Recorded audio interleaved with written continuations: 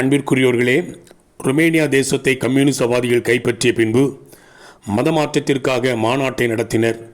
இந்த கூட்டத்தில் அநேக போதகர்களும் சுவிசேஷகர்களும் மற்ற கிறிஸ்தவ தலைவர்களும் ஒவ்வொருவராய் மேடையேறி ஆயிரம் கிறிஸ்தவர்களை கொன்று குவித்த ஜோசப் ஸ்டாலின் மற்றும் கம்யூனிச தலைவர்களை பாராட்டி பேசினார்கள்.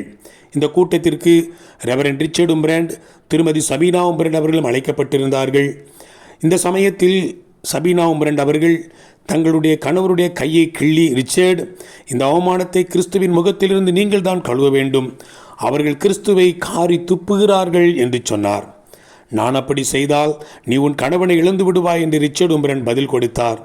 அதற்கு அந்த அம்மணி அவர் கணவரின் கண்களை பார்த்து, ஒரு கணவனுக்காக நான் கோழையாயிருக்க விரும்பவில்லை என்று சொன்னாள்.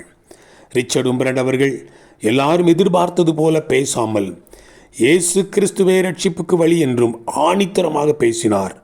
என்னுடைய முழு மகிமையும் இயேசு கிறிஸ்துவைக்கு என்று கம்யூனிச தலைவர்களுக்கு அல்ல என்று சொன்னார்.